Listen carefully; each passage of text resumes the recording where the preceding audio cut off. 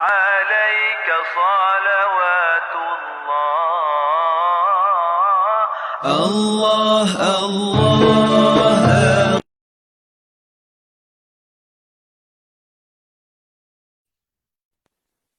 الله أغثنا يا رسول الله.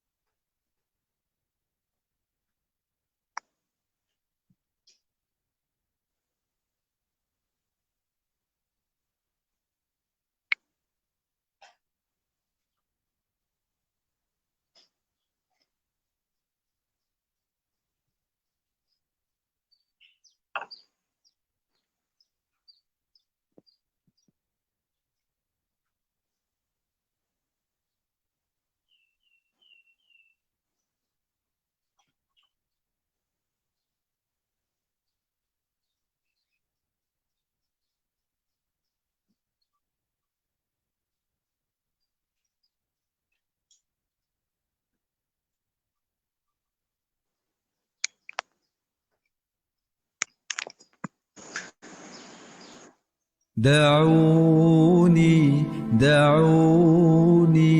أناجي حبيبي ولا تعذلوني فعذلي حرام ولا تعذلوني فعذلي حرام.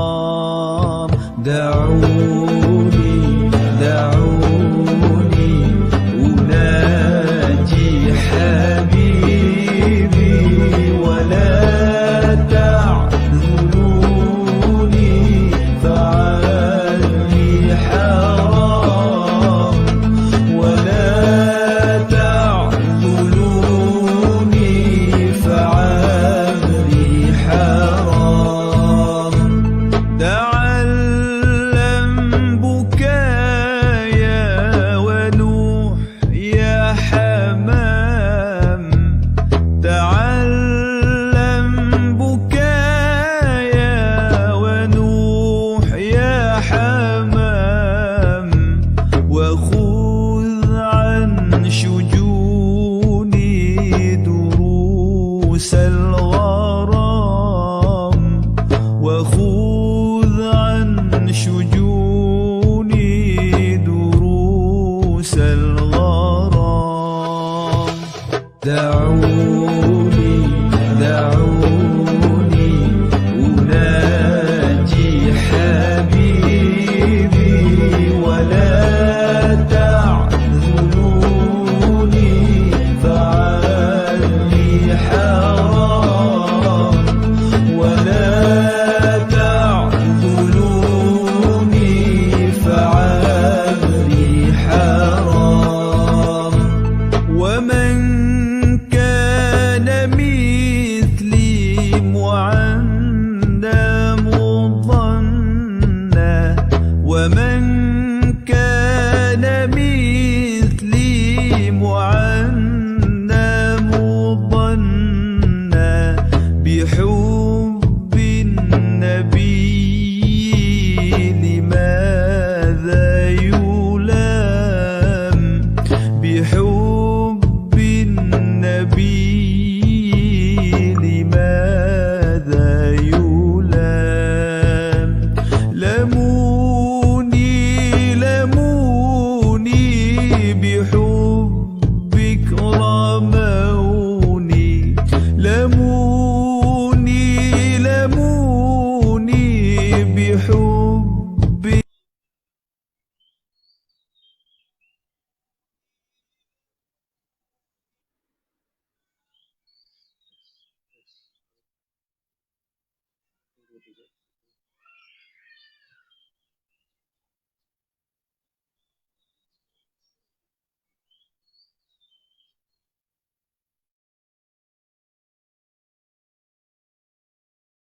Halo, halo.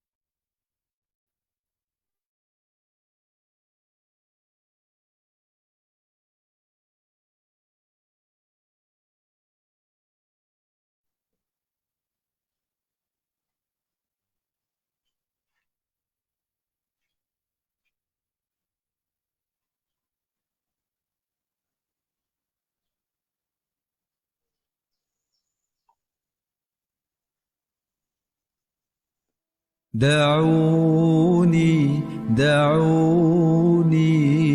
أناجي حبيبي ولا تعذلوني فعذلي حرام ولا تعذلوني فعذلي حرام دعوني أناجي حبيبي ولا تعذلوني فعذلي حرام ولا تعذلوني فعذلي حرام تعلم بكايا ونوح يا حمام تعلم بكايا ونوح يا حمام وخذ عن شجوني دروس الغرام وخذ عن شجوني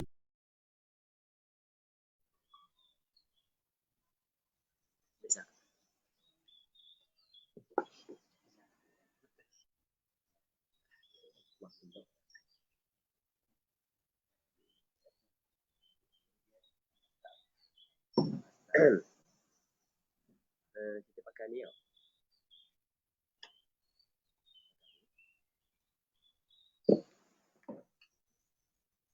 Cek suara okey tak?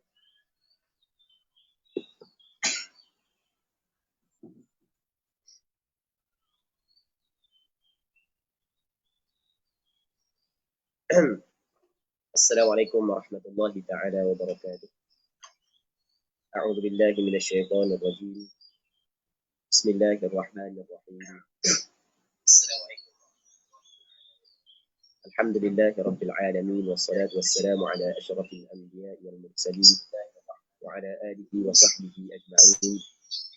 Allahumma rabbi shrah li sadri wa yassir li amri wahlul 'uqdatam min lisani yafqahu qawli. ولا حول ولا قوة إلا بالله العلي العظيم. اللهم انفعنا بما علمتنا وعلمنا ما ينفعنا وعلمنا ما جهلنا وذكرنا ما نسينا. اللهم يسر ولا تعسر رب تمم بالخير. اللهم افتح علينا فتوح العارفين وافتح توفيق الصالحين. اللهم لا سهل إلا ما جعلته سهلا وأنت تجعل الحزن إذا شئت سهلا. Jadi insyaAllah kita sambung balik pengajian kitab Safwatul Zubad ataupun Batang Az-Zubad yang dikarang oleh Imam Ibn Ruslan rahimahullah subhanahu wa ta'ala.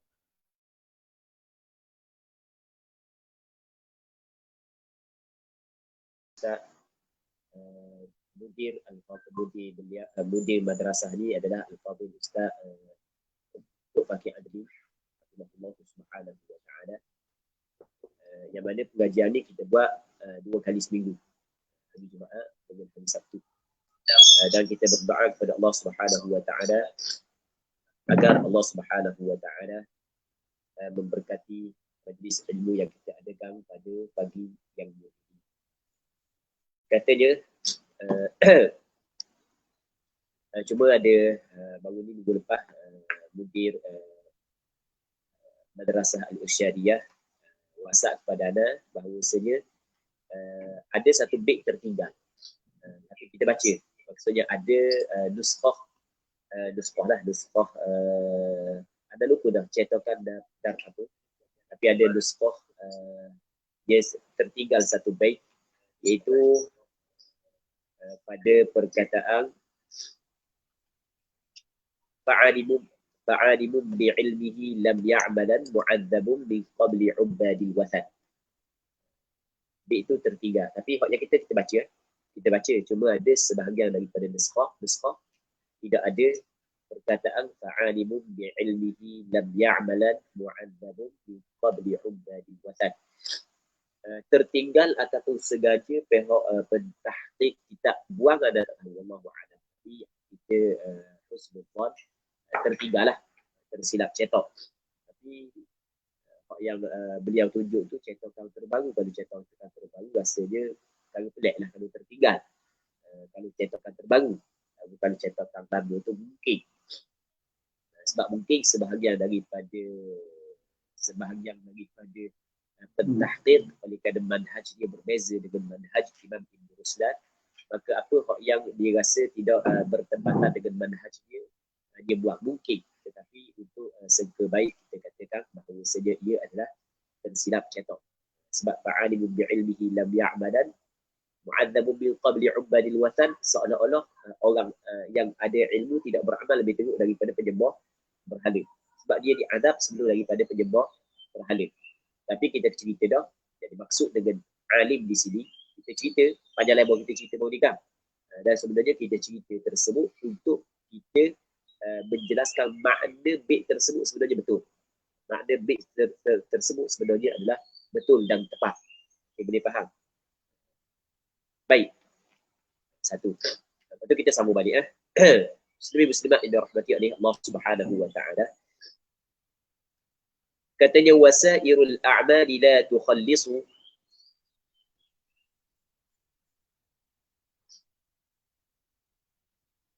Katanya wasairul a'mali la tukhallisu illa ma'an niyyati haitsu tukhlisu. Bukan baca tukhlasu, baca dengan tukhlisu. Katanya wasairul a'mali la tukhallisu. Ana cuba baca dengan uslub yang biasa dibaca di pondok. Sebab sesuai dengan madrasah al-irsyadiyah di pondok. Di pondok ni dia uslub dia ada sedikit berbeza dengan uslub di universiti. Baik, ada sedikit berbeza walaupun ada belajar dua aliran. Kita belajar dua aliran. Tapi biasanya pondok ni dia juga guna terjemahan. Itulah perbezaan. Dia guna terjemahan harfiah. Satu kalimah. Sebab kalau terjemahan begitu dia mampu membantu penuntut ilmu untuk berta'amul dengan kitab Quran. Dia mampu membantu. Bukanlah bermaksud menggunakan terjemahan mafhum tidak mampu membantu. Bukan maksud begitu. Kedua-dua benda terjemahan memang ada kelebihan tersendiri. Dan kedua-dua terjemahan sama ada terjemahan mafhum ataupun terjemahan harfiah, semuanya ada kelebihan tersendiri. Ada kelebihan tersendiri. Kerana kita berada di pondok, jadi kita guna sedikit sahajalah, tidak guna sekata-kata jaga pondok turaf yang pondok-pondok yang lama dulu. Jadi anda sebenarnya pengajian anda pun melalui dua aliran pondok dan aliran universiti. Baik. Jadi muslimin muslimat yang dirahmati oleh Allah Subhanahu wa taala, anda tidaklah terjemah satu-satu sebab di pondok ni dia jaga i'rab, lepas tu dalam terjemah pun dia kalau mubtada kena terjemah bermula, khabar ialah begitu, tapi kita tidak guna terjemahan tersebut. Jadi maksudnya, tapi dalam masa yang sama masih lagi kita raikan terjemahan harfiah. Itu maksudnya. Wasairul a'mali la tukhallisu. Dan sairul a'mal, dia sair dalam bahasa Arab, asal penggunaan sair makna dia adalah baqi. Asal penggunaan ataupun asal sair makna dia adalah baqi. Sebab perkataan sair diambil daripada perkataan su'ur.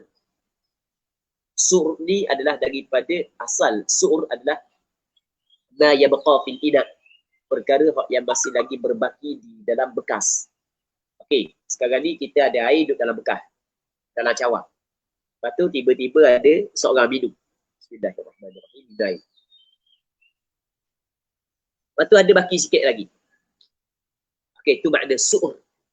Itu dalam bahasa Arab makna dia su'ur. Perkataan sair diambil daripada perkataan su'ur. Dan sair dalam bahasa Arab dengan makna al-baqi. Sehingga kan ada beberapa orang ulama lughah, antaranya adalah Imam Majduddin Ibnul Athir menyebut bahawasanya perkataan as-sa'ir dengan makna al-baqi. Tapi ramai manusia menggunakan perkataan sa'ir pada makna jami'. Lepas tu lalu kata walaysa bisahih. Penggunaan makna sa'ir kepada makna jami' adalah tidak betul. Ini perkataan Imam Ibnul Athir. Tetapi perkataan Imam Ibnul Athir tidak diterima oleh sebahagian daripada ulama lughah. Antaranya adalah Imam Murtada Az-Zabidi. Jadi antara ulama-ulama lughah. Yang mana Imam Murtada Az-Zabidi rahimahullah subhanahu wa ta'ala mengatakan bahawasanya di sana ada sebahagian daripada pakar-pakar lughah menceritakan bahawasanya harus digunakan perkataan sa'ir kepada makna jami'. Okay, boleh faham? Ada ulang sekali lagi. Makna sa'ir. Makna sa'ir. Makna sa'ir, penggunaan yang paling banyak dengan makna benda al-baqi ataupun baqi. Baik. Namun ada sebahagian daripada ulama lughah mengatakan bahawasanya boleh digunakan sa'ir kepada makna jami'. Okey, penggunaan dalam kitab. Okey, penggunaan dalam kitab. Sekarang ni hak tu pada asal lughah. Perbincangan di kalangan ulama lughah. Okey, penggunaan dalam kitab. Penggunaan perkataan sa'ir dalam kitab ada kala sa'ir dengan makna baqi dan ada kala dengan makna jami'. Jadi sa'irul a'mal dengan makna jami'ul a'mal. Itu. Wasairul a'mali la tukhallisu. Dan sekalian amalan. Sekalian amalan, kesemua amalan, seluruh amalan, segala amalan. Maksudnya sairul a'mal la tukhallisu. Yang mana kesemua amalan, segala amalan la tukhallisu yang tidak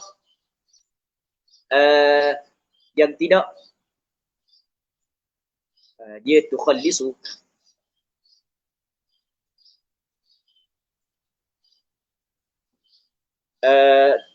tidak mengeluarkan, dia tidak membebaskan, dia talkhis makna mengeluarkan, membebaskan.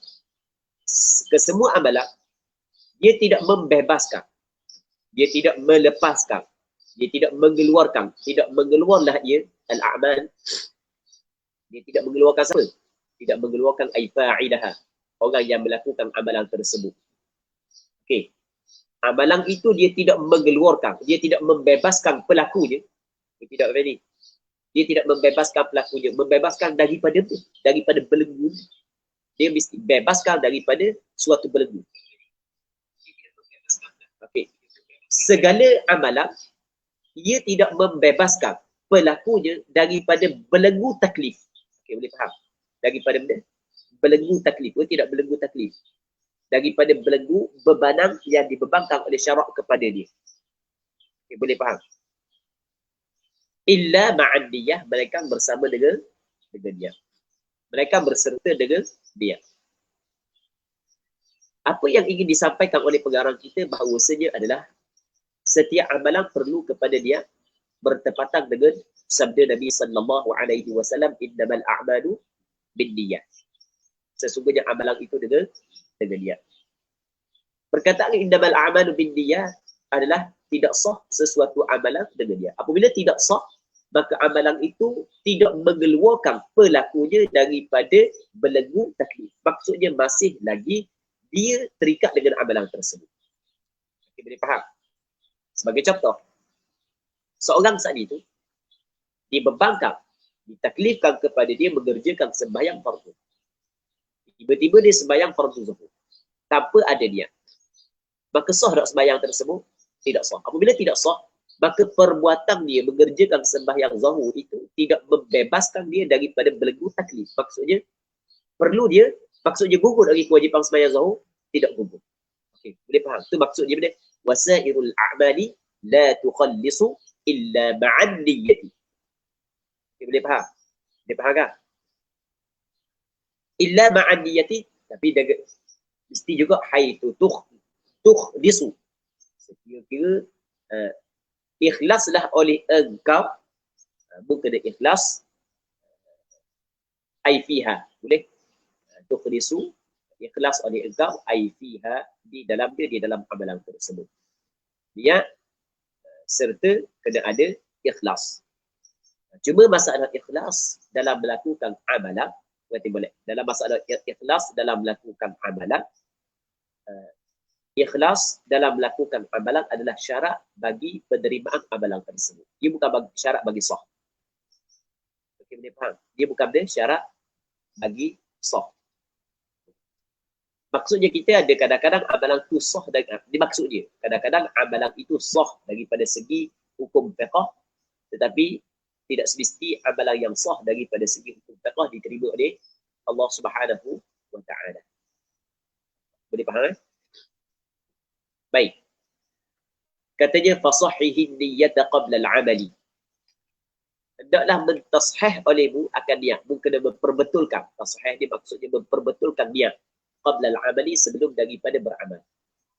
Dia perkataan niat, okey, perkataan niat kadang-kadang digunakan kepada makna ikhlas. Kadang-kadang digunakan kepada niat untuk mengerjakan sesuatu ibadat. Jadi maka mu kena tashihkan, kena perbetulkan niat sebelum daripada beramal. Jadi mu kena niat kerana Allah Subhanahu wa taala dalam melakukan sesuatu amal. Okay, boleh faham? Sebab dia mu kena niat, mu kena perbetulkan ikhlas, kerana setiap amalan yang tidak ada keikhlasan maka ia tidak diterima oleh Allah Subhanahu wa taala. Tidak gitu. Setiap amalan yang tidak ada keikhlasan tidak diterima oleh Allah Subhanahu wa taala. Mana dalil? Dalilnya kata Nabi sallallahu alaihi wasallam, innallaha la yaqbalu minal 'amali illa ma kana lahu khalisan wa batughiya bihi wajhu. Sesungguhnya Allah Taala tidak menerima daripada amalan melainkan ma kana lahu khalisan, barang yang adalah ia ikhlas untuk Allah Subhanahu wa taala. Wa batughiya bihi wajhu, dan dituntut dengan amalan tersebut akan zat Allah Subhanahu wa taala. Hanya nak kepada Allah Taala. Ikhlas untuk Allah, hanya nak cari wajah Allah Subhanahu wa taala, maka amalan itu sahaja yang diterima oleh Allah Subhanahu wa taala. Sebab itulah kita kena tashihkan dia sebelum daripada kita beramal. Dan antara amalan yang kita, di antara amal yang kita sedang buat adalah belajar, menuntut ilmu, belajar, menuntut ilmu, menyebar ilmu, berdakwah. Maka kita kena tashihkan dia. Kita kena tashihkan, kita kena perbetulkan dia. Yabi, wa'ti biha maqrudatan bil awwali. Iti adalah fa'il amar. Wa'ti biha, dan hendaklah mendatang oleh engkau biha dengan dia maqrudatan bil awwali, disertakan dengan awal bagi amal tersebut. Faham? Dia ni kena letak pada permulaan ibadat. Tak kena. Awal yakni pada permulaan bagi sesuatu ibadat. Tetapi permulaan sesuatu ibadat dikirakan hak yang fardu, bukan hak yang sunat. Dalam kita berwudu, sebelum daripada basuh muka hak fardu. Sebelum daripada basuh muka sunat kita basuh tangan, sunat kita qabul. Faham? Sunat kita basuh tangan, sunat kita qabul. Dia wudu mesti kena pada permulaan basuh muka. Kerana permulaan basuh muka itu adalah permulaan benda hak yang difardu. Cuma pada basuh tangan tu kita kena niat supaya menghasilkan fadilah sunat. Tetapi kalau kita niat pada ketika kita basuh tangan, sedangkan masa basuh muka tidak ada dah niat, dah sedar dah masa kita basuh muka, kita dah buat benda, maka tidak berada niat tersebut. Sebab tu bil awali ay bi awwali mafrudin minal amal, dengan permulaan perkara hak yang fardu daripada sesuatu amalan, sesuatu ibadat. Jelas? Jadi mu kena datangkan dengan dia disertakan dengan permulaan ibadat. Muslimin muslimat yang dirahmati oleh Allah Subhanahu wa taala.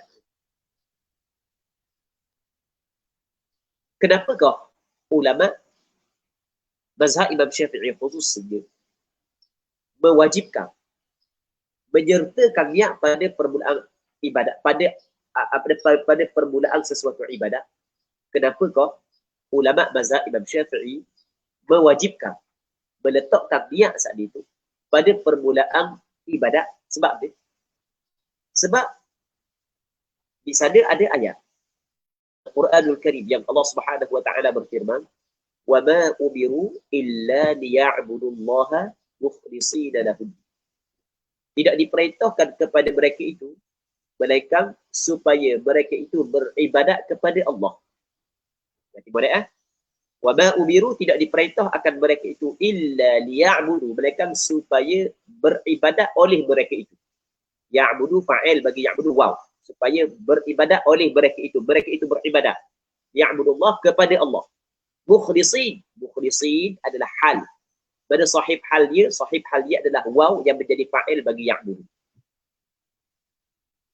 Supaya mereka itu beribadat kepada Allah, hal keadaan mereka itu. Ketika mereka itu beribadat, mukhlisina lahuddin, ikhlas mereka itu kepada Allah di dalam beragama. Jadi mukhlisin i'rabnya jadi hal bagi waw. Jadi waw yang jadi fa'il bagi ya'budu adalah dipanggil sahibul hal. Okey, boleh faham? Amil kepada hal adalah amil kepada sahib hal. Itu dalam pengajian nahwu. Kita dalam kaedah hal, kita kena ingat ada satu kaedah dalam bab hal adalah al-halu wasfun li sahibihi qaidun li'amilihi. Hal dia adalah sifat kepada sahibnya. Sifat kepada dia, kepada sahibnya. Sahib hal di sini adalah waw, mereka itu. Jadi bermakna mukhlisin adalah sifat kepada mereka itu. Sifat mereka itu mesti kena ikhlas. Okey, boleh faham? Qaidun li'amili menjadi qaid, menjadi syarat, menjadi ikatan kepada amal dia.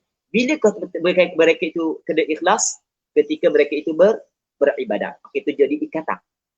Bila mereka itu kena ikhlas ketika mereka itu beribadat. Okey, boleh faham? Jadi bila kau dikatakan orang itu ibadat apabila dia mula masuk dalam ibadat. Jelas tak?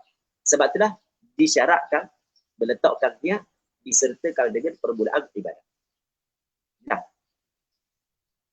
muslimin muslimat yang dirahmati oleh Allah Subhanahu wa taala.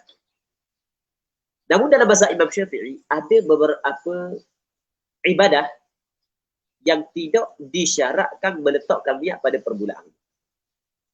Antaranya adalah ada 4 ibadat. Yang pertamanya adalah zakat. Yang keduanya kafarah. Kifarah, bayar kifarah. Yang ketiganya puasa. Yang keempatnya korban. 4 ibadat ini tidak disyaratkan meletakkan niat pada permulaan. Kerana apa dia tidak disyaratkan? Kerana di sana ada dalil yang khusus yang mengatakan, yang menjelaskan ataupun yang dipahami oleh ulama fiqh khusus di mazhab Imam Syafi'i bahawasanya 4 ibadat ini boleh diniatkan sebelum daripada melaksanakan ibadat. Zakat. Pelaksanaan zakat bila? Ketika kita memberi kepada asnaf.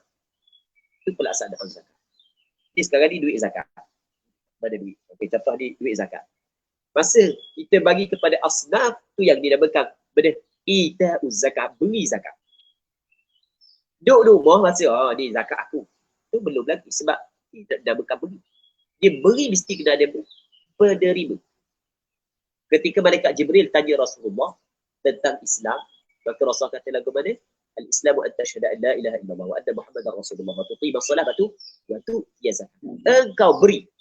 Engkau kena beri zakat. Bila kata beri? Bila kata beri? Apabila ada penerima. Di sana ada pemberi, di sana ada penerima. Bing, berah kata nak beri korang, widah. Widah, okay? Widah. Macam mana berah di atas pondok lagi? Beri pun ada duduk pondok.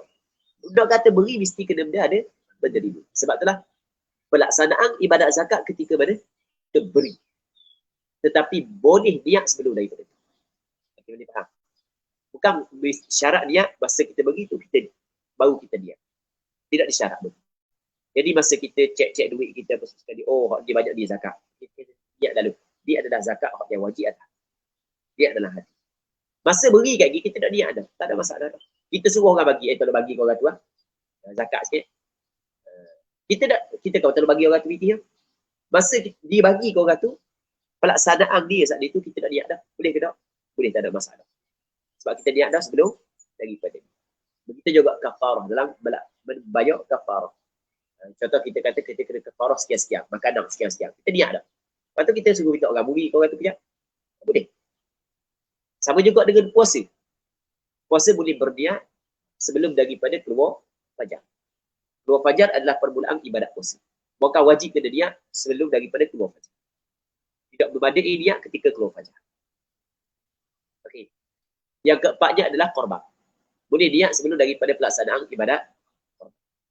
Okey. Jelas. Dalam masalah niat ni ada 7 perbahasan yang perlu dibincang. Sebab pengarang kita sebut benda ni. Pengarang kita sebut benda ni. Antara perkara yang perlu kita bincang dalam bab niat adalah definisi dia. Niat dia haqiqatun mahallun wa zaman. Allah Rabbi haqiqatun hukmun mahallun wa zaman. Kaifiyatun Allah Rabbi haqiqatun hukmun mahallun wa zaman. Kaifiyatun wa syartun wa maqsudun hasan. Kaifiyatun syartun wa maqsudun hasan. Gitu. Salah satu bait syair. Haqiqatun hukmun mahallun wa zaman. Kaifiyatun syartun wa maqsudun hasan. Ini 7 perkara yang perlu kita kena bincang dalam bab niat. Hakikat niat, benda hakikat niat. Niat mengikut dalam bahasa niat ni, dalam penggunaan bahasa niat adalah qasad. Ada keinginan dalam hati, ada kehendak dalam hati, itu panggil niat. Manakala mengikut istilah ulama fiqh, kalau disebut ulama fiqh di sini adalah ulama fiqh mazhab Imam Syafi'i. Niat ini adalah qasdu syai' muqtarinan bi fi'li. Qasad sesuatu mesti kena menyertai dengan perbuatan. Itu dia. Kalau tidak menyertai perbuatan dalam kebanyakan ibadat, melainkan ibadat yang kita istisnakan tadi, yang kita kecualikan. Dalam kebanyakan ibadat, kalau tidak disertakan dengan perbuatan dalam mazhab Imam Syafi'i, dia tidak dikatakan dia, bukan dinamakan sebagai azam. Azam tidak membandingi. Okey, boleh faham? Maksudnya nama dia azam, nama dia tekad untuk melakukan sesuatu perkara. Walaupun sama dengan dia, cuma dia tidak panggil niat. Atau mengikut istilah ulama mazhab Imam Syafi'i. Sebab itulah definisi niat mengikut mazhab Imam Syafi'i adalah qasdu syai' muqtarinan bi fi'li. Berapa dah? Satu hakikat kan? Yang keduanya haqiqatun hukmun mahallun wa zaman. Hukum dia. Hukum dia, kebanyakan dia adalah wajib. Kebanyakan, tetapi bukan semua dia wajib. Ada juga hukum dia adalah sunat. Kebanyakan dia hukum dia adalah wajib. Dia sembahyang wajib, dia puasa wajib, dia wuduk wajib. Tetapi di sana ada dia hukum dia adalah sunat. Sebagai contoh, orang mandi wajib. Orang mandi mayat. Mandi mayat. Sebenarnya niat mandi mayat hukum dia benda. Hukum dia sunat, bukan wajib. Kalau tak niat sekalipun, tetap sah mandi dia. Sama juga dengan orang yang buat umrah. Sebagai contoh, buat contoh mudah je. Orang buat umrah. Dia ihram. Saja aku buat umrah dan aku berihram dengan dia kerana Allah Subhanahu wa taala. Lepas daripada tu, dia pun nak tawaf. Masa nak tawaf tu tidak wajib dah dia. Kerana dia tawaf dimasuk dalam dia ihram. Tak wajib dah. Cuma sunat dia. Sunat dia. Okey, kita buat contoh lain. Masalah bersugi. Bersugi yang menjadi sunat wudu. Bersugi yang menjadi sunat wudu. Jadi ketika mana dia di sana masalah bersugi ni, ada setengah ulama kata sebelum daripada basuh tangan, ada setengah kata ulama kata selepas daripada basuh tangan. Jadi kalau selepas daripada basuh tangan, ketika kita basuh tangan, maka kita niat untuk mendapatkan kelebihan basuh tangan. Maka nanti kita bersugi lepas daripada tu perlu niat. Dan sebab dia masuk di bawah, niat tersebut. Okay, boleh faham. Maksudnya di sana ada perkara yang tidak disyaratkan, Maksudnya di sana ada perkara yang niat saat itu masuk di bawah niat. Okay. Maksudnya bukan semua niat adalah wajib. Tapi kebanyakan niat adalah wajib. Itu makna hukum dia. Okay. Haqiqatun hukmun atau mahallun, tempat dia. Tempat dia adalah hati dengan sepakat ulama. Mahallun niyati al-qalb. Tempat dia adalah hati. Manakala berlafaz dengan mulut tidak diwajibkan dengan kesepakatan ulama. Namun mengikut mazhab Imam Syafi'i, sama juga mazhab Hanafi, satu pandangan dalam mazhab Hambali, satu pandangan dalam mazhab Maliki, dituntut dan digalakkan berlafaz dengan dia liyusa'idal lisanul qalb, supaya lidah membantu hati. Okey, boleh faham? Cuma tempat dia kita kena ingat, tempat dia adalah hati, bukanlah mulut. Berlafaz dengan dia tidak disyaratkan dan tidak menjadi wajib mengikut kesepakatan ulama. Cuma berlafaz dengan dia, ulama berbeza pandangan. Ada perbincangan di kalangan ulama fiqh. Okey, haqiqatun, hukmun, mahallun. 3 kan? Wa zaman dan zaman dia. Zaman dia yang kita bincang tadi. Wa'ti biha maqrunatan bil awwali, kita bincang zaman dia. Zaman dia adalah permulaan kepada sesuatu ibadat. Tapi kira ambil hak yang fardu, bukan ambil hak yang sunat. Permulaan sesuatu ibadat. Mereka dikecualikan ibadat-ibadat yang tertentu, hak yang kita rada saja. Haqiqatun, hukmun, mahallun wa zaman. Lepas tu kaifiyatun, kaifiyat dia. Okey, kaifiyat dia. Maksud dia kaifiyat dia, cara dia. Cara dia berbeza daripada suatu ibadat kepada suatu ibadat yang lain. Dia sembahyang lain daripada dia wudu. Sembahyang fardu mesti kena ada 3 dalam mazhab Imam Syafi'i. Yang pertamanya mesti kena qasar. Yang keduanya mesti kena ta'arruf. Yang ketiganya mesti kena ta'yin. Manakala sembahyang sunat yang mempunyai waktu ataupun yang mempunyai sebab, kena ada 2, qasar dengan ta'yin. Manakala sembahyang sunat mutlak, cukup qasar sahaja. Ini sebagai contoh. Dia faham. Itu kaifiyat dia. Lepas tu syarat dia. Kita ada yang ke-6 syarat dia. Dia ada syarat. Syarat dia yang pertama mesti kena Islamun nawi. Islam orang yang berniat. Jadi bermakna niat daripada orang yang kafir tidak sah. Yang keduanya tamyiz. Orang yang belum mumayyiz, orang gila, tidak sah niat. Berapa dah? Yang ketiganya ilmuhu bil badwi anhu. Dia kena tahu dengan apa yang dia niat. Maksudnya dia nak sembahyang. Dia kena tahu benda tu sembahyang. Kalau dia tidak tahu sesuatu ibadat yang dia nak buat, jadi niat dia. Dia faham kan? Yang keempat, dia tidak mendatangkan perkara yang memutuskan dia. Ya, perkara yang menafikan dia. Dia tidak mendatangkan perkara yang menafikan dia. Okey, yang tidak mendatangkan perkara yang menafikan dia ni maksudnya berlaku ada. Sebagai contoh, tidak berlaku rindah. Sebab kalau berlaku rindah, dia akan memutuskan dia. Okey, itu sebab dia mendatangkan perkara yang menafikan dia. Lepas tu dia tidak memutuskan dia. Tengah-tengah ambil wuduk, habis anak bertisi dia, okey, dia telah memutuskan dia. Jadi kalau dia nak sambung balik, dia kena perbaharukan dia. Okey, boleh faham? Jelas tak? Lepas tu dipanggil dia, dia tidak mendatangkan perkara yang menafikan dia. Di sana ada perkara yang menafikan dia. Dalam masalah puasa, jangan dia buat rafdun dia, menolak dia. Okey, katakanlah dia nak puasa esok. Dia pun dia, saja aku puasa esok hari. Sunat. Tiba-tiba lepas daripada dia, tak jadi nak puasa esok hari. Itu dipanggil benda, dia menolak dia. Maka batal dia tersebut. Okey, boleh faham? Jadi ibadat puasa esok mesti kena dia bulat. Sebab dia telah menolak dia tersebut. Okey, jelas kan? Okey, tu dah kan? Yang ketujuh adalah maksud dia. Tujuan dia. Niat ni adalah salah satu daripada 2 tujuan. Tujuan yang pertama adalah untuk membezakan ibadat dengan, untuk membezakan di antara adat dengan ibadat. Tamyizul adati ataupun at-tamyiz bainal ibadati wal adat. Untuk membezakan di antara adat dengan ibadat. Kita duduk atas masjid, kadang-kadang kita duduk saja-saja. Nak rehat air letih, lepas daripada nana dia pergi letih, lepas tu nak rehat. Kadang-kadang duduk kerana ibadat.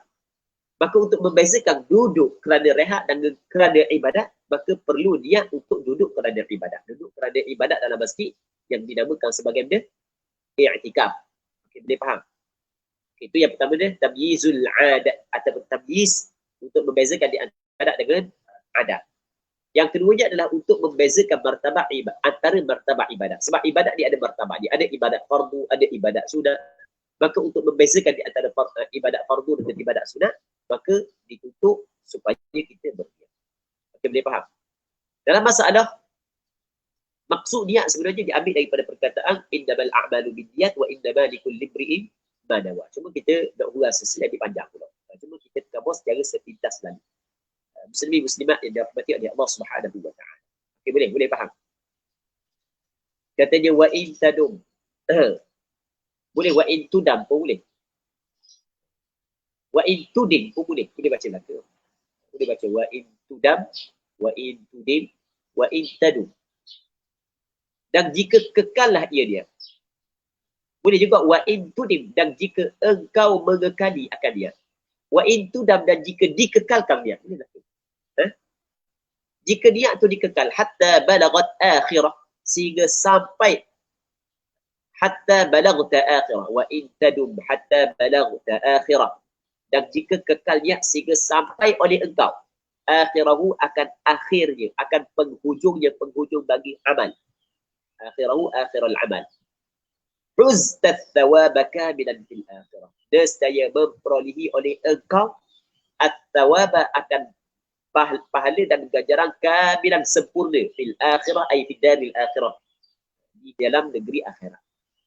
Jadi kalau mu kekalkan dia, jikalau kekal dia sehingga mu sampai kepada penghujung ibadah, nescaya engkau akan memperolehi ataupun engkau memperolehi akan ganjaran yang sempurna di negeri akhirat. Maksudnya dia di masalah kan dia kata huztat thawaba kamilan. Perkataan kamilan tu hal bagi as-thawab. Jadi bermakna dalam masalah niat, kalau dia tidak kekalkan niat pada penghujung ibadah, maka dia tetap dapat ganjaran, tetapi tidak sempurna. Ganjaran yang sempurna adalah dia kekalkan niat sehingga kepada akhir ibadah. Okay, boleh faham. Untuk faham masalah ni, kita mana cuba ringkaskan perbincangan ni. Kita dalam masalah niat, antara syarat dia adalah dia tidak mendatangkan perkara yang menafikan dia. Okey, dia tidak mendatangkan perkara yang menafikan dia. Perkara yang menafikan dia antaranya adalah memutuskan dia. Okey, boleh faham? Memutuskan dia. Ketika dia ibadat, dia nak berhenti. Okey, itu makna memutuskan dia. Itu dia panggil dia antara perkara yang menafikan dia. Maka mudah niat dia. Tengah dia berwuduk, dia dah berhenti sini dah, tak mau habis wuduk. Baik, kalau dia nak sambung balik, wuduk dia sambung. Kalau dia nak sambung balik, mesti kena perbaharukan. Tengok sembayang, berhenti sini dah sembayang. Batal nak sembayang? Batal, nak jadi dah sembayang. Sebab dia telah memutuskan, dia nak sembayang sampai habis, tiba-tiba dia nak berhenti sini. Okey, faham? Maka batal sembayang, kena sembayang semula. Itu makna dia memutuskan dia. Baik, okey, boleh faham. Itu dipanggil dia mendatangkan perkara yang menafikan dia. Dia termasuk dalam benda syarat dia. Dia masalah, kita dalam masalah kita niat ni, yang penting adalah al-istishab al-hukmi. Okey, itu istilah yang digunakan oleh ulama fiqh. Dalam masalah niat yang penting adalah al-istishab al-hukmi. Kita ada dua, al-istishab. Mengekalkan niat al-hukmi dan mengekalkan niat al-zikri. Allah. Itu sebab itu sebab payah nak sebut sikit. Okey, kita gini. Istishabun niyyah dia ada dua. Yang pertama dia dipanggil istishabun niyyati al-hukmiyyu. Yang keduanya istishabun niyyati al-zikri. Kita ada mengekalkan niat yang dinisbahkan kepada hukum. Okey. Mengekalkan niat disebah kepada hukum. Hukum kata kekal dia. Hukum kata dia ni berterusan, wujud sehingga selesai ibadat. Okey, boleh faham? Yang keduanya dipanggil istishabun niyyati dzikri, mengekalkan niat yang dinisbahkan kepada ingat. Kita ada dua. Dia dalam masalah kita buat ibadat, hak yang disyaratkan dalam niat adalah istishabun niyyati al-hukmi. Mengekalkan niat yang dinisbahkan kepada hukum. Maksudnya mengekalkan niat yang dinisbahkan kepada hukum, maksudnya jangan kita memutuskan dia. Sama dengan syarat niat yang kita bincang tadi. Okey, boleh faham tak? Sama dengan syarat niat yang kita bincang. Ketika kita melakukan ibadat, jangan kita memutuskan dia. Apa yang dituntut kepada kita, apa yang diwajibkan kepada kita adalah mengekalkan niat yang dinisbahkan kepada hukum. Itu mengekalkan niat yang dinisbahkan kepada hukum. Faham? Yang keduanya istishabun niyyati az-zikri, mengekalkan niat yang dinisbahkan kepada ingat. Start daripada awal ibadat sehingga akhir ibadat kita ingat kita sedang melakukan ibadat. Okey, boleh faham? Itu dipanggil istishabun niyyati az-zikri. Hukum istishabun niyyati az-zikri tidak wajib. Hukum dia adalah sunat. Orang yang nak dapat ganjaran yang sempurna, maka start daripada awal ibadat hingga kepada akhir ibadat dia ada niat. Jelas tak? Jadi ada lagi. Ada. Sebab itulah muslimin muslimat yang dirahmati oleh Allah Subhanahu wa taala. Pengarang kita lagu mana? Jika kekal niat sehingga sampai oleh engkau akan akhir ibadat. Maksud ini istishabun niyyati al-dzikri. Mengekalkan niat yang dinisbahkan kepada ingat. Dan sebenarnya kita sekarang, di kebanyakan kita, apa jua ibadat, kita ada istishabun niyyati al-dzikri. Kita masa kita ambil wuduk, masa kita basuh muka, kita sedar tak kita berwuduk. Masa kita basuh tangan, kita sedar tak kita berwuduk. Masa kita basuh kepala, kita sedar tak kita berwuduk. Masa basuh kaki, kita sedar tak kita berwuduk. Itu dipanggil benda istishabun niyati al-dhikri. Dia sebenarnya tidak disyaratkan begitu. Yang penting, masa kita basuh muka tu, kita ada niat. Sebab tu niat ada pada permulaan ibadat. Lepas daripada tu, tak ada niat. Tapi jangan kosak untuk melakukan perkara yang lain. Maka sudah berbanding. Okey, boleh faham? Kita basuh tangan. Kita basuh tangan. Lepas basuh tangan, kita dah ingat dah kita ambil wuduk masa tu. Tapi kita tidak kosak untuk melakukan perkara yang lain. Bukan kita kosak nak basuh najis yang berada di tangan. Bukan kita kosak untuk membasuh kotoran yang ada pada tangan. Maka sah tak wuduk kita? Sah. Sebab ada dah niat pada permulaan ibadat dan kita telah mengekalkan niat. Kita telah mengekalkan niat pada hukum sehingga kepada akhir ibadat. Manakala mengekalkan niat disebut kepada ingat start daripada awal ibadat sampai ke akhir ibadat, kita ingat bahawa kita berada dalam ibadat tersebut, bahawa kita nak melakukan ibadat tersebut, hak tu tidak diwajibkan. Cuma hak tu hak yang paling sempurna, hukum dia sunnah. Sebab tu dia katakan wa in tadum hatta balagta akhirah huzdat thawaba kamilan fil akhirah. Jelas tak? Jelas? Baik. Setengahnya katanya waniyatun wal qawlu thumma al amalu. Waniyatun wal qawlu thumma al amalu bi ghairi wafqi sunnatin la tuqbalu. Dan niat. Wal qawlu dan perkataan. Thumma al amalu kemudian perbuatan. Jadi kita ibadat yang kita buat dia daripada tiga. Kadang-kadang ibadat yang kita buat saat itu dengan hati. Faham? Taqwa, hati. Yaqin, hati. Betul tak itu? Ikhlas, hati. Jelas. Niat. Wal qawlu dan perkataan. Buat dengan mulut. Wal amalu, buat dengan anggota lahir. Betul tak itu? Jadi amalan kita, ibadat kita buat melalui tiga perkara ni. Hati, buat dengan perkataan dan buat dengan perbuatan. Buat dengan hati, buat dengan perkataan dan buat dengan perbuatan. Baik. Waniyatun wal qawlu thumma al amal bi ghairi wafqi sunnatin ay idza waqa'a bi ghairi wafqi sunnatin. Apabila berlakulah ia tanpa bertepatan dengan sunnah. Wafqi bertepatan. Tanpa wafqi ay muwafaqah sunnatin bagi sunnah Nabi sallallahu alaihi wasallam. Niyatun wal qawlu idzal amalu mubtada la tuqbalu. La tuqbalu khabar. Tidak diterima. Maksudnya dia ibadat kita. Berarti boleh ibadat kita. Berarti boleh ibadat kita. Yang kita lakukan. Sama ada ibadat saat itu yang dibuat oleh hati, ibadat yang dibuat oleh perkataan, ibadat yang dibuat oleh perbuatan, kalau tidak bertepatan dengan sunnah Nabi sallallahu alaihi wasallam maka tidak diterima. Ada lagi?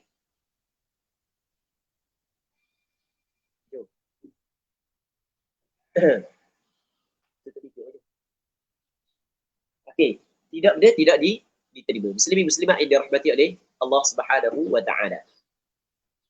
Kenapakah ibadat, apa jua ibadat kalau tidak bertepatan dengan sunnah Nabi sallallahu alaihi wasallam tidak diterima? Kerana apa yang dituntutkan kepada kita adalah kena ikut Nabi sallallahu alaihi wasallam. Dan ikut Rasulullah sallallahu alaihi wasallam ia adalah hakikat kita bersaksi Nabi Muhammad adalah Rasulullah. Rukun Islam yang pertama adalah mengucap dua kalimah syahadat. Asyhadu an la ilaha illallah wa asyhadu anna Muhammadar Rasulullah. Al-Islamu an tashhada an la ilaha illallah wa anna Muhammadar Rasulullah. Islam ni yang pertama sekali Islam. Mu kena bersaksi, mu kena meyakini tidak ada Tuhan melainkan Allah. Jadi apabila mu meyakini tidak ada Tuhan melainkan Allah, jadi mu mesti kena ikhlaskan dalam ibadah. Mesti mu kena beribadat hanya kepada Allah. Mu jangan tidak boleh sekali-kali menyekutukan Allah Subhanahu wa taala. Itu ikhlas. Yang keduanya, mu kena bersaksi, mu kena meyakini bahawa Nabi Muhammad adalah utusan Allah. Maksud dia utusan Allah, Allah Taala melantik dia, memberi perutusan agar disampaikan kepada orang lain. Jadi mesti kita kena ikut Nabi Muhammad sallallahu alaihi wasallam kerana Nabi Muhammad sahaja yang membawa perutusan daripada Allah Subhanahu wa taala. Kena ikut, kena mutaba'ah. Kita boleh faham? Sebab itulah Allah Ta'ala kamu dalam Quran, benar? Qul in kuntum tuhibbunallaha fattabi'un. Sekiranya mu kasih kepada Allah, mu kena ikut aku. Ma nahaitukum anhu fajtanibu wa ma amartu bihi fa'tu minhu mastata'tum. Apa hak yang aku perintah kepada kamu, mu kena ma atait Allah Rabbi. Tak sadi hak yang kedua. Ma nahaitukum anhu, apa hak yang aku larang kepada kamu, fajtanibu, mu kena jauhi. Wa ma amartukum bihi fa'tu minhu mastata'tum. Dan benda hak yang aku perintah kepada kamu, mu kena datangkan perkara tersebut sekadar mampu. Nampak? Jadi kalau mana-mana ibadat yang tidak bertepatan dengan sunnah tidak diterima.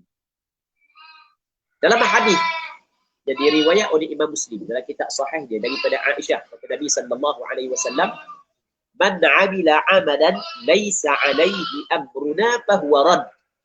Barang siapa yang melakukan sesuatu amalan yang tidak ada di atas amalan tersebut perintah daripada kami. Kami tidak memerintah begitu. Maka amalan itu raddun. Apa dia rad? Ditolak. Tidak diterima. Itu maksud daripada waliyatun wal qawlu tubbal amal idza bighairi wafqi sunnatin la tuqbalu. Waliyatun wal qawlu tubbal amalu bighairi wafqi sunnatin la tuqbalu. Okey. Seterusnya katanya man lam yakun ya'lamu dha falyas'ali. Man lam yajid mu'alliman falyarhali. Man, barang siapa. Man di sini barang siapa yakni dari kalangan mukallaf. Barang siapa yakni dari kalangan mukallaf. Kerana kalau bukan mukallaf tidak dituntut kepada dia perkara yang selepas dia. Yang akan dijawab kat dia. Sesiapa yakni dari kalangan mukallaf, man ay minal mukallafin, orang hak yang berakal, orang hak yang balik sampai seruang. Lepas tu selamat panca indera penglihatan dengan pendengaran. Lam yakun ya'lamu, tidak adalah ia ya'lamu mengetahui ia. Jadi pada minta izin sekejap. Ada orang telefon. Sebab ada dua kematian. Assalamualaikum. Ya, Pak ya. Pukul apa?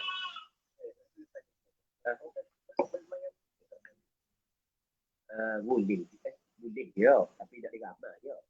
Tu tak ada. Oh, dah ni bayar rumah awak je. Oh, dah ni bayar rumah berapa? Surau berapa? Oh, bayar rumah. Oh, bayar rumah bayar dia. Kau pun ada pukul apa? Pukul apa? Okey, baik. Okey, boleh. Okey, mungkin ada dua kematian. Ada dua kematian. Allah minta maaf kalau tak ada telefon sebab ada dua kematian ini. Jadi bila anak melayang juga dah. Sebab anak kita pengurusi pondok, kita pengundi pondok sini. Lepas tu kita dalam masa yang sama kita pengurusi masjid lah. Jadi bila melayang lah. Sebenarnya dalam kita belajar ni kita kena ketepikan benda-benda yang berkait dengan ni, tapi ni benda tengok kencang juga. Man lam yakun ya'lamu dha falyas'ali. Sesiapa yang tidak tahu barang siapa yang tidak adalah ia ya'lam mengetahui dha akan ini, dia tidak tahu benda ni. Dia tidak tahu benda ni berkait dengan ibadat ni, dia tak tahu. Falyas'ali, maka hendaklah dia bertanya. Asalnya falyas'al. Asalnya falyas'al. Dibaca falyas'ali kerana dia darurati syi'ri. Dia kena tanya. Tak tahu kan dia? Kena tanya. Hendaklah dia tanya. Itu makna falyas'al. Maka hendaklah bertanya ia iman. Orang tak tahu dia kena tanya. Apakah hukum tanya? Hukum tanya benda yang kita tidak tahu. Main. Hukum dia benda. Wajib. Bukan sunat. Hukum bertanya benda yang kita tidak tahu, hukum dia sunat. Bukan wajib. Hukum dia sunat ke wajib ni? Wajib. Hukum dia sunat. Wajib ke Zul? Wajib ke sunat Zul? Hukum dia ada kala wajib, ada kala sunat. Wajib bagi perkara yang wajib. Sunat bagi perkara yang sunat. Bertanya tentang perkara yang sunat, hukum dia sunat. Bertanya tentang perkara yang wajib, hukum dia adalah wajib. Okey, boleh faham? Dan manakah dalil orang yang tidak tahu dia kena tanya? Dalil dia macam fas'alu ahla dzikri in kuntum la ta'lamun. Mu kena tanya ahli zikir. Orang hak yang mempunyai pengetahuan. Ya, asal zikir di sini adalah Al-Quran. Ahli Al-Quran. Kerana orang hak yang mahir Al-Quran adalah orang hak yang alim. Mu kena tahu. Tanya ahli Al-Quran. Sekiranya mu tidak tahu.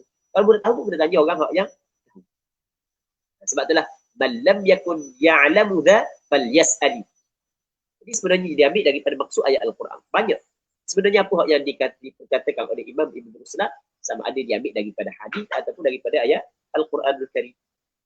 Lepas tu, man lam yajid mu'alliman falyarhali. Barang siapa yang tidak mendapati ya mu'alliman, akan orang yang gajah. Tak kira lah mu'alliman ke mu'allimatan ke, maksudlah ke lah. Yang penting tak ada orang gajah. Asal mu'allim adalah orang yang gajah, orang lelaki. Sama juga mu'allimah. Yang penting tak ada orang gajah. Barang siapa yang tidak mendapati, ia akan orang yang gajah di kampung dia. Man lam yajid mu'alliman ay fi baladihi. Di kawasan dia tak ada. Maka falyarhali, maka hendaklah dia mengembara daripada kampung Bija kepada Sebaya. Dia kena mengembara. Sebab dia tidak mendapati orang gajah. Kalau dia dapati orang gajah, dia kena gajah. Kena belajar kampung dia. Tapi kalau dia nak menggembara pun, tak mau belajar kampung dia pun, nak belajar lain, tidak menjadi masalah. Kita boleh faham? Kalau dia tidak mendapati orang gajah di kampungnya, maka hendaklah dia mengembara. Okey, hendaklah dituntutkan. Mesti dia kena mengembara. Hukum mengembara untuk menuntut ilmu, hukum dia macam ni. Hukum dia wajib. Ataupun hukum dia sunat. Sudah. Tengok tak dia kata wajib, tak dia kata sunat. Faham? Hukum dia adalah sunat kalau sekiranya di kampung dia ada orang gajah. Faham? Kalau kampung dia tak ada orang gajah lagi, maka hukum dia mengembara ada kala wajib, ada kala sunat. Wajib untuk mencari perkara yang wajib. Sunat untuk mencari perkara yang sunat. Okey, boleh faham? Kalau tak ada orang kampung dia gajah, tak ada orang gajah. Dan dia saat itu masih lagi tak lepas fardu ain. Maksudnya banyak lagi benda yang berkait dengan sahnya ibadat dia tidak tahu. Maka ketika itu wajib dia kena menggembar. Maksudnya wajib dia kena cari sekali lagi. Pak Ya, ada Pak Ya? Okey, boleh. Pasal mana dia nak belajar tu? Okey, boleh.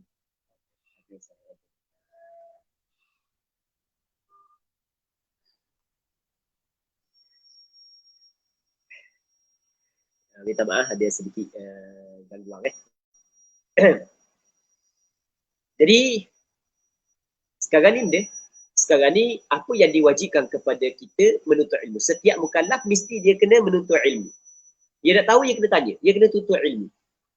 Kewajipan menuntut ilmu adalah perkara yang disepakati oleh ulama.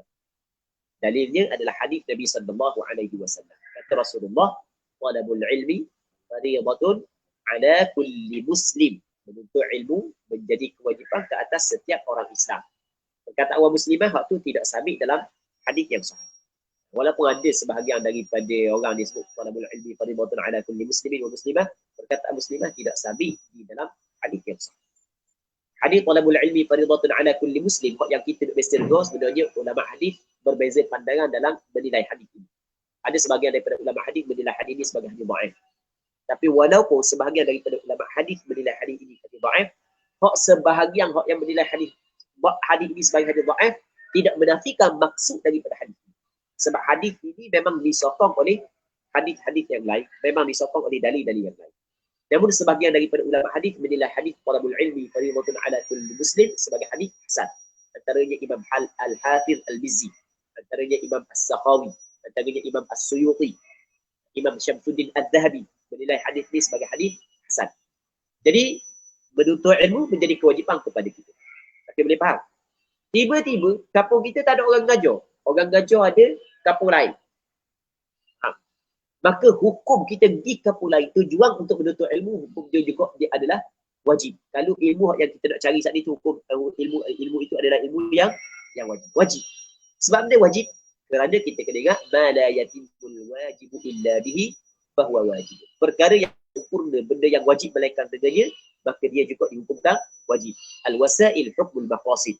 Wasilah adalah hukum bagi maksud dia. Jadi oleh kerana menuntut ilmu adalah wajib, maka perjalanan untuk menuntut ilmu juga hukum dia adalah wajib. Bukan orang yang berjalan untuk menuntut ilmu ada kelebihan yang tertentu yang disebut secara jelas oleh Rasulullah dalam hadis. Kata Rasulullah, man salaka tariqan, barang siapa yang menjalani satu jalan, yaltamisu fihi ilma, yang dia menuntut, mencari di dalam jalan tersebut akan ilmu, sahalallahu lahu bihi tariqan ilal jannah. Nescaya Allah Ta'ala permudahkan bagi dia dengan sebab dia buat perkara tersebut akan jalan kepada syurga Allah Subhanahu wa Ta'ala. Baik. Jelas. Jadi man lam yajid mualliman falyarhali. Barang siapa yang tidak mendapati akan muallim, maka hendaklah dia berangkat. Maka Allah sekali lagi. Ya. Assalamualaikum. Ya. Ya. Okey, insya-Allah.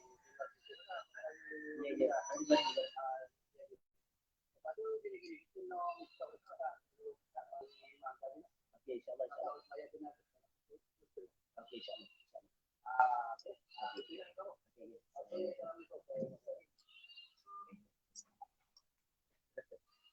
Sudah dalam pukul 10.20.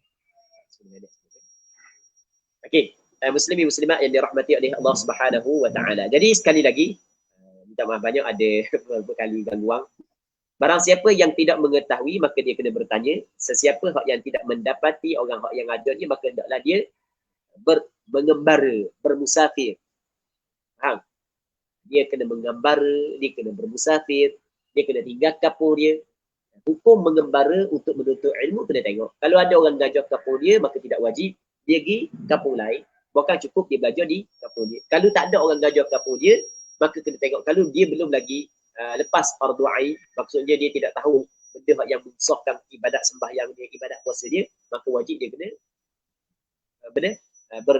menggembara, lakukan rihlah, menggembara. Kalau sekiranya dia tahu dah, cuma ada benda-benda hak yang lebih daripada tu, hak yang sunat, hak yang lebih daripada tu, hak yang dia tidak tahu sampai kepada martabat fatwa, maka hukum dia adalah sunat, bukan wajib. Melainkan kalau satu daerah saat itu tak ada seorang, maka jadi wajib lah, sebab fardu kifayah kan, mesti seorang kena ada. Satu kawasan tak ada seorang hak yang ada, tapi payah dah dari sahabat kita. Sebab zaman kita ni taklah di negeri kita lah, di negeri lain taklah kita kata di negeri kita payah dah, sebab negeri kita ada mufti, ada ustaz dan terawa di negeri kita. Tapi wujud di sebuah setengah negara yang mana pengaduk dia adalah pengaduk Islam, tak ada orang tersebut. Dan anda pernah pergi di satu tempat di Thailand, nama tempat terang, satu negeri di negara Thailand, yang mana ada naik kereta api daripada Yada sampai sana lebih kurang 12 jam. Sampai sana ramai orang Islam, bukan tangkap. Kampung terang, ramai orang Islam. Tetapi orang Islam sana macam orang siang dah, macam orang kafir dah. Sama je, kan ada kurang. Sampai tu nak sembahyang jemaah, tutup imam kena tunggu. Tak cukup 40 orang. Pada orang ramai. Tutup imam kena tu, tapi bagus ada masih lagi.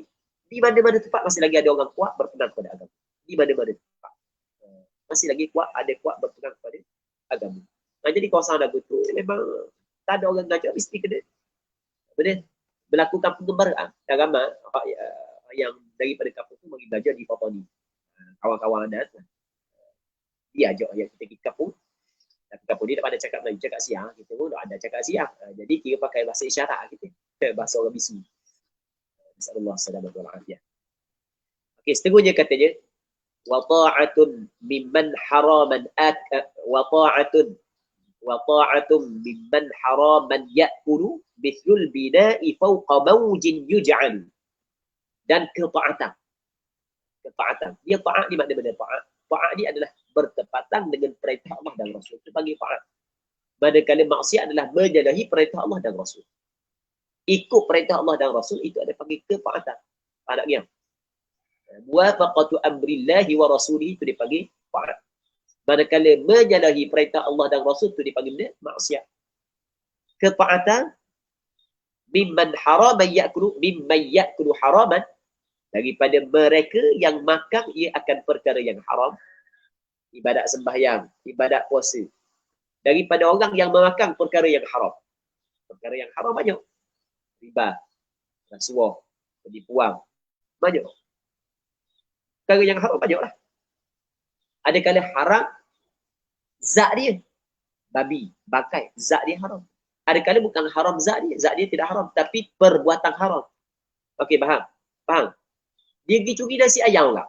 Nasi ayam haram tak nasi ayam tu? Tak haram, tapi perbuatan dia curi tu haram. Okay, jelaskan. Orang yang makan perkara yang haram, lepas tu dia melakukan ketaatan. Bithrul bina'i fawqa mawjin yuj'alu. Seumpama seperti binaan di atas ombak dijadi akangnya. Seperti binaan yang dijadikan di atas ombak. Begitu tak? Binaan yang dijadikan di atas ombak. Tahu tak ombak? Ombak duk laut. Ha? Buat rumah atas ombak. Kukuh tak rumah tu. Bahan dia ombak utuh habis. Bahan dia ombak utuh habis. Tengok baru ni. Dak hak yang kita zaman kita hak yang begitu canggih. Pelantar minyak di laut. Pelantar minyak di laut. Molek-molek ada utuh. Tapi kat mana-mana pun semua kau utuh. Kita tak beza. Cuma masa je. Hak ni baru lagi utuh dah. Hak lain pun akan datang utuh. Kat mana-mana utuh. Kena percaya utuh. Ha? Kullu man 'alaiha fan. Setiap mereka yang ada di atas muka bumi ni akan binasa belaka. Kau tidak percaya. Ha? Utuh belaka. Cuma cepat dengan lambat. Tak ke? Jadi hak yang dia nak cerita lagu mana? Okey. Binaan ni benda hak yang boleh kita tempang, boleh kita berteduh. Binaan ni tempat hak yang boleh kita tumpang dan berteduh. Begitu juga ketaatan adalah benda ataupun suatu benda hak yang boleh kita tumpang, kita mengambil manfaat daripadanya. Tak gitu. Tetapi benda tu kalau diletak di atas tempat yang tidak menjaminkan keselamatan, maka saja juga. Ibadat daripada orang yang makan perkara yang haram tidak diterima oleh Allah Subhanahu wa taala. Dalilnya Nabi sallallahu alaihi wasallam menyebut dalam hadis, "Innallaha thayyibun la yaqbalu illa thayyiban." Sesungguhnya Allah Taala Tuhan yang Maha baik, dia tidak menerima mereka perkara yang baik. Wa innallaha ta'ala amara al-mu'minina bima amara bihil mursalin. Sesungguhnya Allah Taala memerintahkan kepada orang beriman dengan apa yang Allah Taala perintah kepada Rasul. Qala Allah Taala ya ayyuhar rusulu kulu minat thayyibat wa'malu shalihan. Allah Taala berfirman, wahai Rasul, mu kena makan benda yang baik, lepas tu mu kena beramal amalan yang saleh. Wa qala ta'ala ya ayyuhalladzina amanu kulu min thayyibati ma razaqnakum. Wahai orang beriman, mu kena makan apa yang baik daripada kami, barang yang kami beri rezeki kepada kami. Okay, jelas. Jadi maksudnya dalam kita melakukan amal ibadah, kita jangan lupa jaga suapan yang masuk ke dalam mulut kita. Jangan makan perkara yang haram dia memberi kesan kepada ibadah. Sekurang-kurangnya ibadat kita bermasalah, tidak diterima oleh Allah Subhanahu wa taala. Thumma dzakara ar-rajula yutilu as-safara ash'atha aghbara yamuddu yadayhi ila as-sama' ya rab wa mat'amuhu haram wa mashrabuhu haram wa malbasuhu haram wa ghudhiya bil haram fa anna yustajabu li dhalik.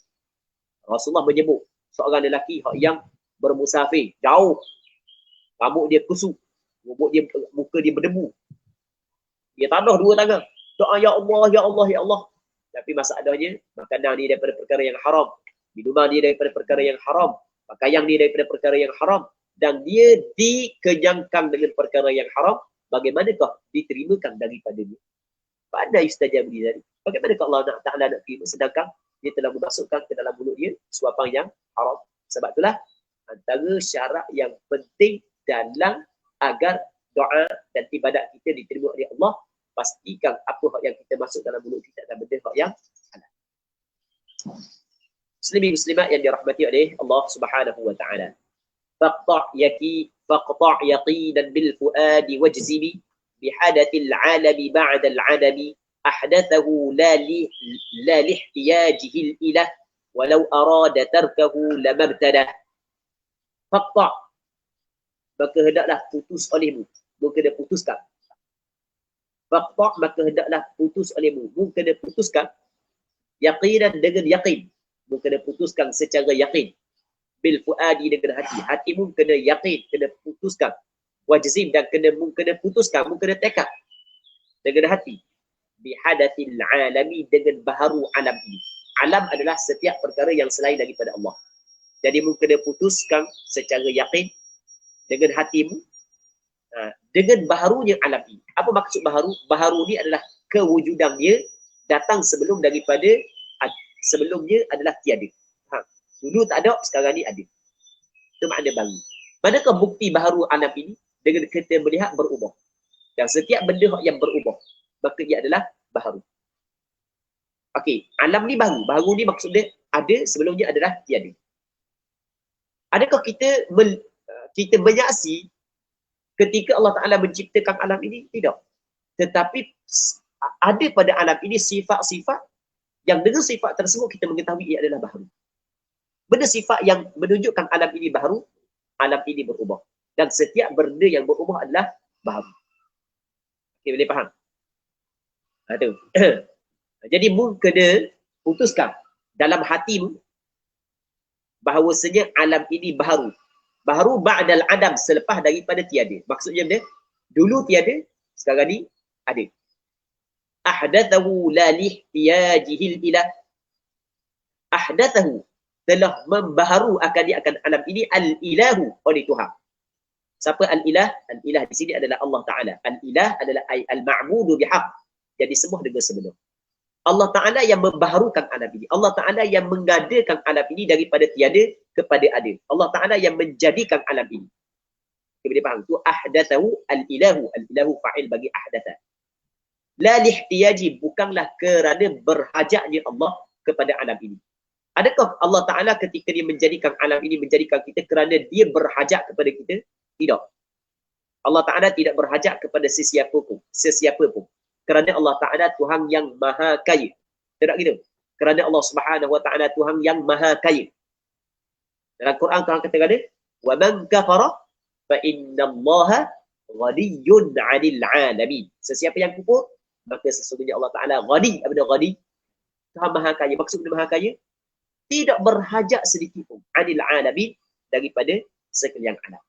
Tidak gitu? Allah Ta'ala tidak berhajat sedikit pun daripada sekalian alam. Ketika semua hamba Allah Ta'ala melakukan ibadat kepada Allah, adakah ia menambahkan kelebihan pada kerajaan Allah? Tidak. Ketika hamba Allah melakukan maksiat kepada Allah semuanya, adakah dia mengurangkan pada kerajaan Allah? Tidak sama sekali. Tidak gitu? Sebab itulah kata Rasulullah dalam hadis kursi, Allah Subhanahu Wa Ta'ala berfirman, ya ibadi, wahai hamba-hambaku, law anna awwalakum wa akhirakum wa insakum wa jinnakum kanu ala atqa qalbi rajulin wahidin minkum ma zada dhalika fi mulki syai'an. Wahai hamba-hambaku, sekiranya orang yang paling awal daripada kalangan orang yang paling akhir, semua sekali manusia, daripada kalangan manusia, daripada kalangan jin, semua sekali start daripada awal yang diciptakan sehingga orang yang akhir sekali diciptakan, kanu ala atqa qalbi rajulin wahidin minkum. Mereka itu semua sekali di atas hati seorang lelaki yang paling bertakwa di kalangan. Semua takwa mereka. Tak ada seorang pun melakukan maksiat. Dan setinggi-tinggi orang yang bertakwa, Nabi Muhammad. Semua macam Nabi Muhammad berlaku. Semua macam malaikat berlaku. Tak ada sedikit pun orang melakukan maksiat. Adakah akan menambah pada kerajaan Allah? Mazada dzalika fi mulki syai'an. Tidak menambah dalam kerajaan itu sedikit. Kerana Allah Ta'ala adalah ghaniyun 'anil 'alamin. Allah Ta'ala Tuhan yang maha kaya daripada sekalian alam. Sebab tu ahdathahul ilahu la lihtiyaji. Baik, cuma Allah Ta'ala menjadikan alam ini ada hikmahnya. Setiap benda yang Allah Ta'ala jadikan pasti ada hikmahnya. Allah Ta'ala tidak jadikan sia-sia. Inna fi khalqis samawati wal ardi wa ikhtilafil layli wan nahari la ayatin li ulil albab alladhina yadhkuruna Allaha qiyaman wa qu'udan wa 'ala junubihim wa yatafakkaruna fi khalqis samawati wal ardi. Rabbana ma khalaqta hadha batila. Tidak jadikan benda ni sia-sia. Ada hikmah. Baik. Walau arada tarkahu lamabtadah. Sekiranya menghendakilah ia Allah Ta'ala, tarkahu ay tarka ijari, akan meninggal untuk mengadakan alam ini. Kalau Allah Ta'ala berkehendak untuk tidak mengadakan alam ini, itu makna tarkahu. Tarkahu ay tarka ijari, untuk meninggal. Meninggal maksudnya tidak menjadikan alam ini. Okey, kalau Allah Taala berkehendak untuk tidak menjadikan alam ini, lama bertadah, la sesungguhnya, jawab bagi lau. Lam tu lam li taukid. Sesungguhnya ma bertadah ma tu nafiyah. Tidaklah ibtadahu, asalnya ibtadaahu. Bermulalah ia Allah akan dia akan alam ini. Maksud dia, kalau Allah Taala berkehendak untuk tidak menjadikan alam ini, maka Allah Taala tidak akan menjadikan alam. Okay, boleh faham? Perhati balik tadi. Sekiranya Allah Taala berkehendak tarkahu, tidak menjadikan alam ini, dan saya Allah Ta'ala tidak menjadikan alam ini. Maksud dia benda? Maksud dia Allah Ta'ala menjadikan alam ini adalah dengan kehendak. Kita boleh faham? Sekiranya Allah Ta'ala berkehendak tarkahu ay tarka ijadi, meninggal daripada mengadakan alam ini. Kalau Allah Ta'ala berkehendak untuk tidak menjadikan alam ini, lama bertadahu ay lama bertadaahu. Saya sesungguhnya tidak bermulalah ia Allah akan dia akan alam ini. Maksud dia tidak memulakan, tidak menjadi, tidak menciptakan alam ini. Kalau Allah Ta'ala tidak berkehendak untuk menjadikan alam ini, Allah Ta'ala tidak menjadikan alam ini. Ternyata kita dapati alam ini telah terjadi. Jadi bermakna terjadi alam ini dengan kehendak Allah Subhanahu wa Ta'ala. Tidak ada sesuatu yang berlaku dalam alam ini melainkan dengan kehendak Allah Subhanahu wa Ta'ala. Masya Allahu kana wa ma lam yasha' lam yakun. Ini adalah perkataan yang masyhur di sisi para alim ulama. Walaupun daripada sudut sanad dia dhaif sampai kepada Rasulullah. Sampai kepada sahabat. Walaupun daripada sudut sanad dia dhaif sampai kepada sahabat. Athar ni diriwayat daripada seorang sahabat nama dia Abu Darda atau Abu Qudah. Tapi dhaif. Tetapi perkataan ni sebenarnya makna dia betul. Makna dia adalah betul. Sebab itulah antara perkataan yang masyhur di kalangan ulama adalah Masya Allahu kana wa ma lam yasha' lam yakun. Apa yang Allah Ta'ala kehendak pasti terjadi, dan wa ma lam yasha' lam yakun. Apa yang Allah Ta'ala tidak kehendak pasti tidak terjadi. Kita boleh faham? Seterusnya katanya fahwa lima yuriduhu fa'alu wa laysa fil khalqi lahu bithalu. Fahwa, maka iaitu Allah Ta'ala lima yuriduhu, bagi perkara yang menghendaki ya Allah akan dia, fa'alu, dia fa'alu khabar bagi huwa. Fahwa asalnya fahuwa, maka iaitu Allah fa'alul lima yurid, melakukan ia, amat melakukan, maha mampu melakukan. Fa'al, maha mampu melakukan lima yuridu, bagi barang yang menghendakilah ia Allah akan dia. Jadi setiap benda yang Allah Ta'ala kehendaki, Allah Ta'ala mampu melakukannya. Betul? Ada lagi? Ini ayat Quran dah. Maksud daripada ayat Quran tak? Fa'alul lima yurid. Ada dalam Quran ni? Tidak ingat lah. Tak ngulang tu. Fa'alul lima yurid. Allah Ta'ala Tuhan yang maha melakukan bagi apa yang dia kehendaki. Faham lagi? Apa yang dia kehendaki, dia mampu untuk melakukan. Faham lagi yang? Idza arada syai'an ay yaqula lahu kun fayakun. Apabila Allah Ta'ala berkehendak untuk terjadi sesuatu, idza arada syai'an ay untuk terjadi sesuatu, cukup Allah Ta'ala kata kun, jadi, fayakun, maka jadi perkara tersebut. Wa laysa fil khalqi lahu bithal. Dan tidak ada dalam makhluk ini, al-khalq bermakna al-makhluk, di dalam kesemua makhluk ini, bithalul lahu, seumpama bagi Allah. Tidak ada dalam makhluk ini seumpama bagi Allah. Kerana Allah Subhanahu wa Ta'ala wa lam yakul lahu kufuwan ahad. Tidak ada bagi Allah sekufu, sama seorang pun. Lagi. Kerana benda tidak ada seorang pun sama dengan Allah, kerana Allah Ta'ala tunggal. Allah Ta'ala bersifat dengan wahdaniyah. Qul huwallahu ahad. Allah Ta'ala tunggal. Wa lam yakul lahu kufuwan ahad. Dan tidak ada seorang pun yang sekufu yang sama dengan Allah Subhanahu wa Ta'ala. Itu maksud walaysa fil khalqi lahu bitali. Qudratuhu likulli maqdurin ju'il wa ilmuhu likulli ma'lumin syamil. Jadi untuk hari ni kita kena berhenti sini dulu sebab ada nak di tengok orang mati sekejap. Orang mati dia mati dah. Dia melawat. Cakap kita ditengok. Jadi untuk hari ni kita berhenti sini dulu. Kita dah baca banyak lah. Tak apalah. InsyaAllah ada manfaat dia. Kita berdoa kepada Allah agar Allah SWT memberkati majlis ilmu yang kita adakan pada pagi hari ini. Terima kasih kepada pengajar atas pengajian kita tentang sebab semoga Allah SWT memberikan jalan